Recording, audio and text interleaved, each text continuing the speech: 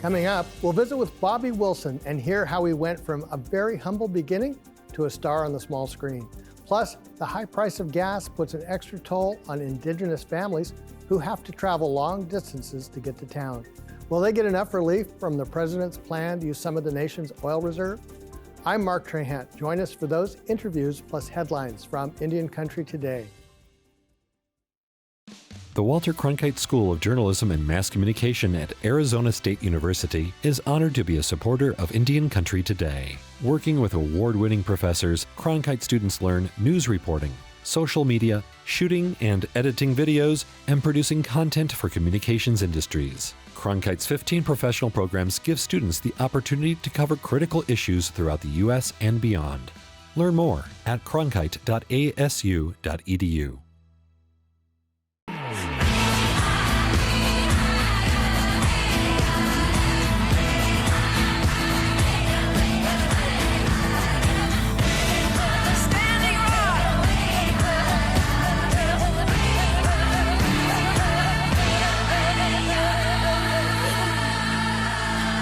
This is Indian Country Today. Thank you for joining us. I'm Mark Trahant. Interior Secretary Deb Haaland is praising President Joe Biden's decision to increase protections for Chaco Canyon. On Monday, she traveled to the site located in northwestern New Mexico to celebrate a new announcement. Last week, the Biden administration said it will block new federal oil and gas leasing within a 10-mile radius of Chaco over the next 20 years. At the event, U.S. congressional delegates, Pueblo governors, and the Hopi chairman largely supported the move to protect the sacred site. Chaco Canyon was the place of a thriving culture more than 1,000 years ago. Haaland took to Twitter after the event saying, "When I look at the sky and the mesas in Chaco Canyon, I'm grateful that the Pueblos, the Navajo Nation, and all the communities can share this beautiful landscape. Increased protections from the area will allow people from around the world to experience this wonder." The move to stop oil and gas leasing at the sacred site prompted pushback from Republicans, the oil and gas industry, and some Navajo citizens. Along the route to Chaco, signs dotted the trail saying, quote, "Deb Haaland never took the time to meet with the Alatis." Those stakeholders are individual Navajo citizens who were given land allotments by the federal government years ago. The ban means those people will not be able to lease their land to oil and gas companies. Interior disagrees, saying it has spoken with the Alatis.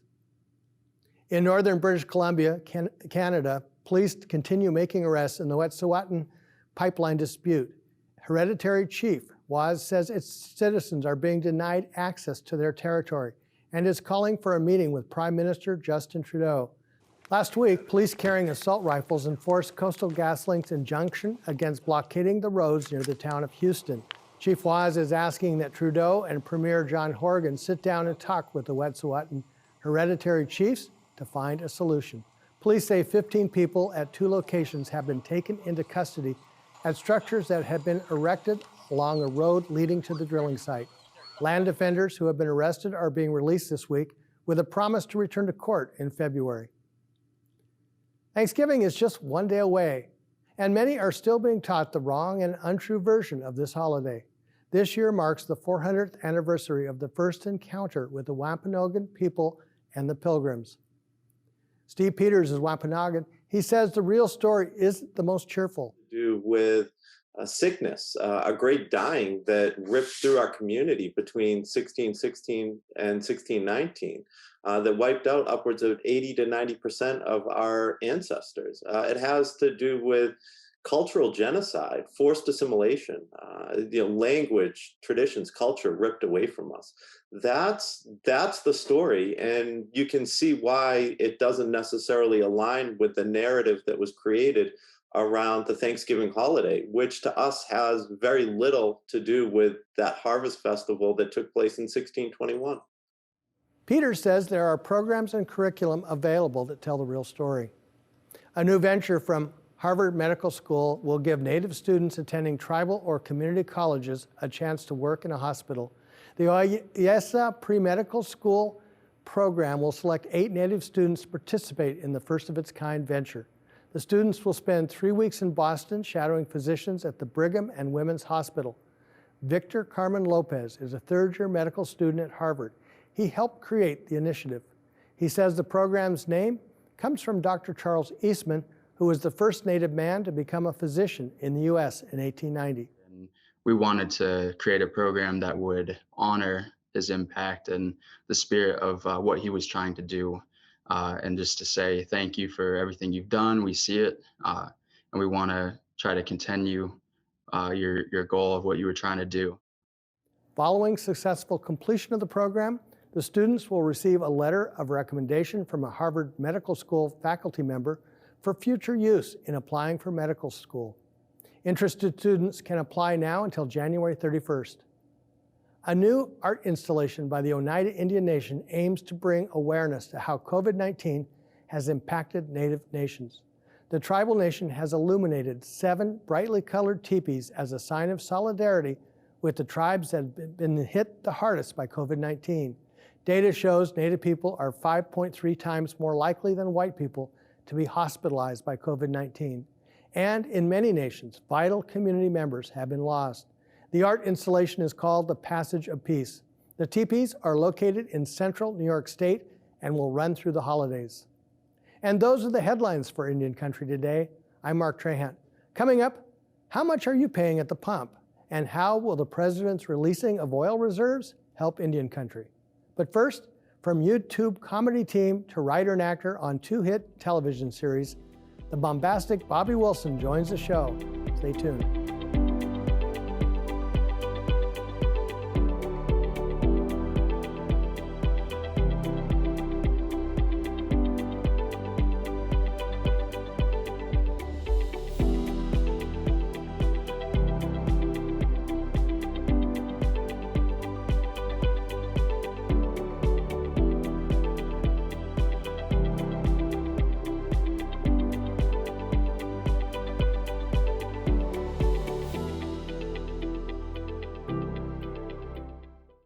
Bobby Wilson is a visual artist and a poet, and making people laugh was just something every native in St. Paul, Minnesota could do.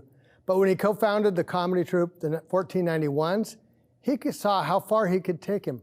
The Dakota citizen now finds himself acting on and writing for 2 hit television shows, and he's here to talk about his journey. Welcome to the show, Bobby. Hey, how's it going, Mark? Excellent. Wow, you look great. You look great. Look at you.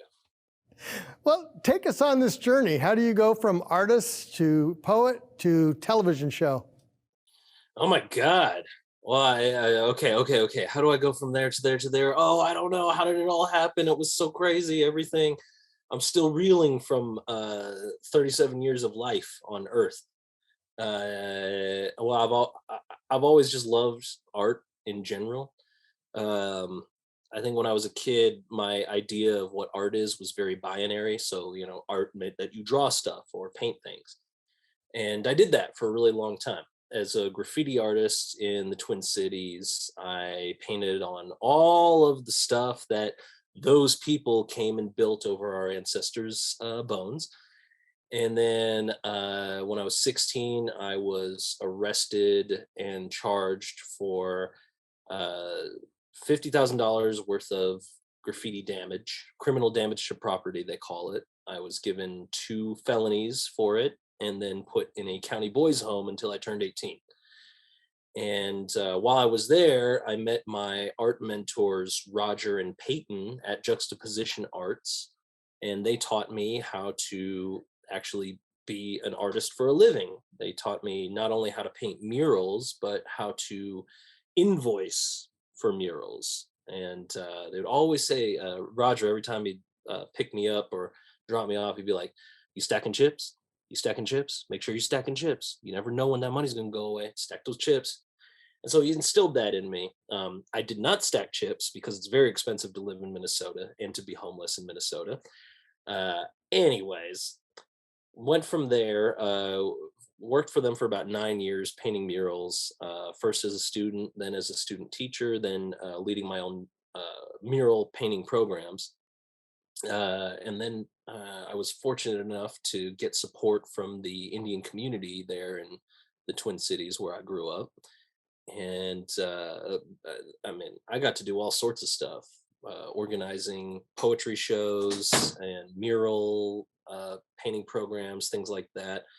Um, and then in about 2010, I went to Santa Fe, New Mexico for this really crazy thing called the Santa Fe Indian Market. It's been going on for like 100 years or something like that. And there I met Ryan Redcorn and Sterling Harjo. And we became friends like right away.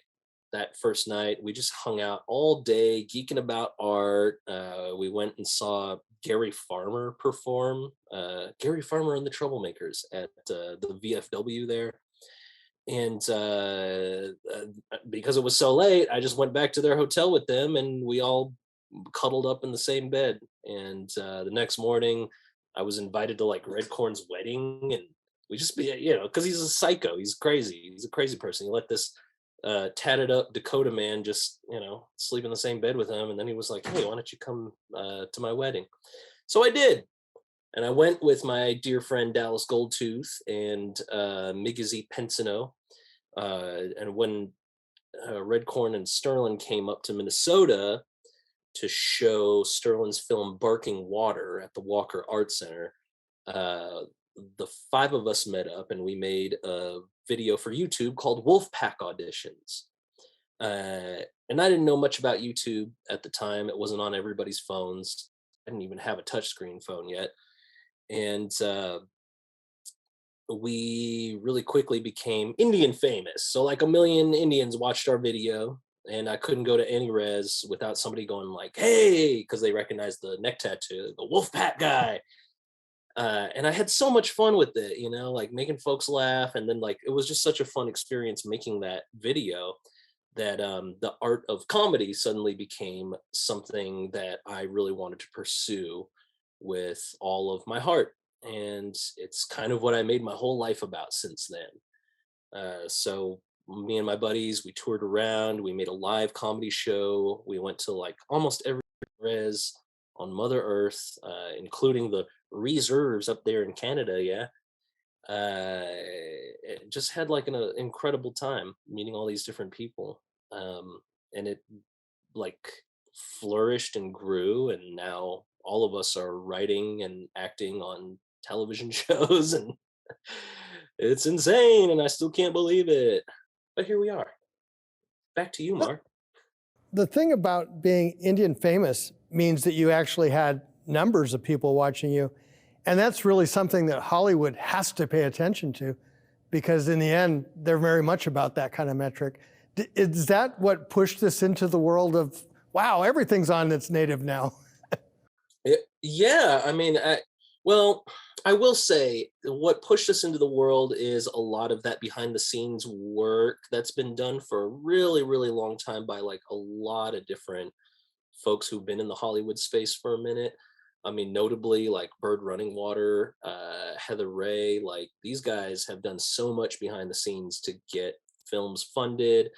Like Bird ran the Sundance Film Fellowship for natives or for indigenous people, and this is where like Taika Waititi was, and Migizi and Sterling Harjo, and just like how all of these people met when they were just super young, and how much like that support helped them to flourish. And now, I mean, like Taika, I mean, freaking an Oscar-winning indigenous writer, director, performer. Like it's nutso, and freaking with that type of support and all of the films that Sterling has made, like the two of them creating Reservation Dogs, like and the enormous popularity that it had for Hulu, for FX, the numbers of subscribers that showed up for it kind of spoke for itself. And I mean, FX, they couldn't ignore that, and it only incentivizes other networks to follow through with creating original indigenous content. Um, and that goes beyond just writing like IP, intellectual property that, like, for example, a book that maybe was written by a white guy about Indians, you know? That's usually the easy stuff that these studios can fund. But then when it comes to like original ideas, it's so hard to break into those things. And so like Sierra Teller Ornelas co-creating Rutherford Falls, like that's an original idea and brand new, wholly new program backed by Michael Schur and Ed Helms that does the same thing. You know, it builds a fan base. It breaks into the larger narrative uh, that exists in the media um, that's been actively stifled in the past. Yeah. In the intro that we mentioned being involved with 2 series, and I actually think of it as 3 series because I love your role as a werewolf on What We Do in the Shadows. Oh yes, oh, it had to happen. You know, I mean, it's just kind of fun. It's like they gave me the opportunity to actively make fun of that same exact trope that I first ever got involved in comedy for with our Wolfpack auditions, the 1491s. And so it just felt like so fun that like 10 years later, I would get to actually play a werewolf who is directly commenting on like, not all Indians are werewolves, okay? Like, I just happen to be an Indian and a werewolf at the same time, you know?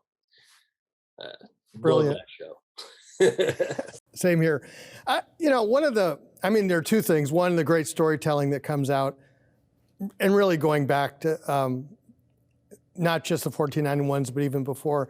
But the other thing is this generation of young people are going to see people on television and think, I can do that. I'm funnier than him. Yeah, come at me, other Indians. I dare you. Please, I will give you all my love and support. That's exciting, though, to think that that generation is going to have that opportunity. Ugh, dude, I fully agree, man. And it's stuff like I have a 2-year-old, and like thinking about, so because I have a 2-year-old, I watch a lot of children's programming with her, and I see so much garbage that still is like, like subtly racist. And to know that like there's another show that's coming out that's written like completely by Indians and starring Indians, specifically for children, called Spirit Rangers on Netflix.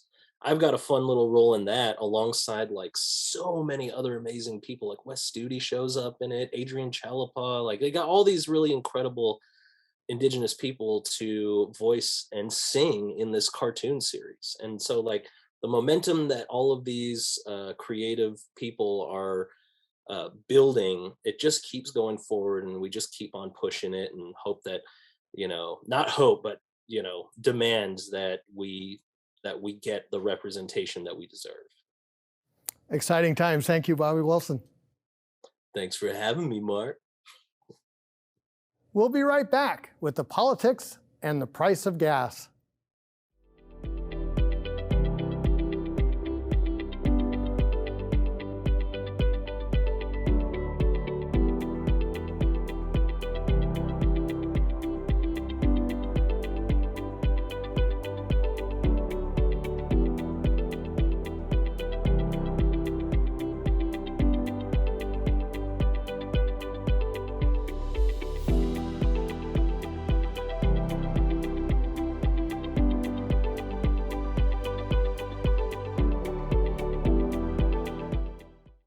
President Biden says he's going to give American families a break at the pump.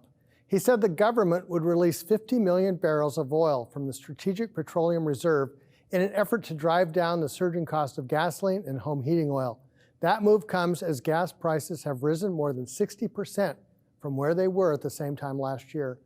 What does the price of gas mean for families living in rural areas where it is common to drive hours just to get to town to shop, work, or maybe take in some entertainment? We're discussing the price of oil and gas with John Tsuda III today. He's a regular contributor to Indian Country Today. John was the staff director for the Senate Indian Affairs Committee. He is also former principal deputy assistant secretary for Indian Affairs. Today, he is a partner with Navigators Global, which is a company that provides political services to several industries, including tribes. Welcome, John. Thanks, Mark. Thanks for having me again, and wish everybody there at your studio a great Thanksgiving Day tomorrow. Thank you for that. So we know that American Indians and Alaska Natives tend to be pickup drivers. And if you fill up a pickup these days, it's going to set you back a bit. It is. I'm a pickup driver myself, Mark. And yes, pickups tend to have larger gas tanks. They burn more gas. And so that price at the pump really hits home. This is always a tough one for politicians because unlike almost any other policy, this impacts people almost immediately when there's it's a tax on everyday life. Really, it's felt in everything you do, as you mentioned, in the opening there, going to work, going to the store. For many of us Native folks that live in rural areas, you really have to use a vehicle to get almost anywhere to do anything. And boy, that really, it adds a tax to every part of your life. This is one of those areas where how you solve the problem is really broken down into a philosophical difference between Democrats and Republicans, where Democrats are using the petroleum reserve to try to drive the price down with volume. And I know the former energy secretary yesterday said that he'd like to see more development, and that's the way to move the price down. How does that play out, I guess, in your perspective? Well, so first, from the Strategic Petroleum Reserve, a release of fuel from of oil from that, it can have a short-term, a very short-term impact potentially.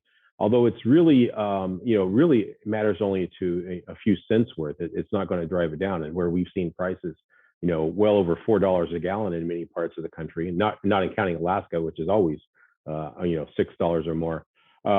That impact of a few cents knocked off the price of the gas is not going to matter that much, really. I mean, we really needed to go back down to where it was a couple of years ago, pre-pandemic, for it to really, stop impacting people's pocketbook in their daily life. Well, and that's kind of one of the challenges. If you look at the price of gas, having it compared to last year's during the pandemic really distorts what was going on anyway, because gas prices were climbing slowly over time. They were climbing, and again, people cut back on their activity last year, so we really didn't feel it. But this year, particularly this summer and fall, as people have picked up their activity again and have been moving around their community and around their states and whatnot, it really impacts them. So it's really a question, I think, of in the short term. I think everybody thinks that there will be a long-term trend away from fossil fuels, including oil and gas, as far as particularly for vehicles that people use. But realistically, that's a number of years down the road, and we can't hurt people in the short term. In trying to reach that long-term, goal, that new economic reality may be decades away. And so what do we do in the meantime? And for those folks like Native folks that live in rural communities, they're the ones that feel the pain first. And when these prices go up, they have the longest distances to travel. When fuel shortages happen, they often happen in rural areas first. And so it really impacts them in a harsh way. And the policymakers don't consider that impact oftentimes. They look at it at a macro level, but not on the daily lives, the micro level of Native folks. Well, even on the flip side, if you were moving toward an alternative fuel source, there's no charging stations and other infrastructure on reservations to even make that possible. Exactly. We have a lot of rural areas that struggle just to get electricity, and how they would be able to even have a home plug-in station that would meet the needs of an electric vehicle is not going to happen anytime soon. And as you mentioned, if you travel around and the distances that we travel, an electric vehicle at this point in time does not have the range really to get you to a grocery store and back home, really, without some concern about getting stuck on the side of the road. So until that happens, like I said, probably some decades from now, we have to consider the short term and how Indian folks and other rural folks can continue to live their lives without being, taxed out of existence by a new economic or a new energy policy. We only have about a minute left. Could there be a way to have a transition for people to help get them through this, aside from the price of gas? Well, I'm not sure on the transition. I think the transition itself is just going to take time. The build out of how to support alternative fuel vehicles, whether it's electricity or whether it's some other type of they're like hydrogen vehicles that people are saying is a great alternative. But setting those up will take a long time, and so I think trying to provide economical fuel for folks in rural areas, and particularly tribal folks, is something that the federal government needs to consider in its policymaking. And as I always think, if tribes are in control of their economic policy and their energy policy, and then they can actually make those decisions as well for their community and have an impact that way. One part of this discussion, we have 30 seconds left, so I have to be quick, but the whole tax structure is built on gas being miles driven. And with that going out the window, that changes even tax policy. That's true. That's true. There was a movement a few years ago for some tribes to look at putting refinery stations on the reservations or nearby. Unfortunately, that didn't really come to fruition. So all the refineries, and one of the reasons we pay so much for gas is they're miles away from where the gas is actually used, and most of them are owned by foreign companies. Thanks so much again, John. Thanks, Mark. Always fun. Have a good holiday. You too. Thank you. And that's a slice of our Indigenous world. Thank you for watching. For all the latest news, go to IndianCountryToday.com. I'm Mark Trahant. Sometimes you got to take a stand just because you know you can. Oh, you got to run, you got to run.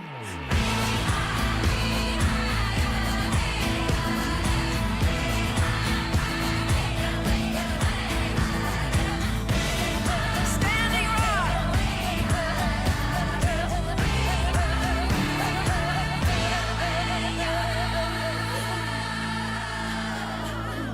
This is Indian Country Today.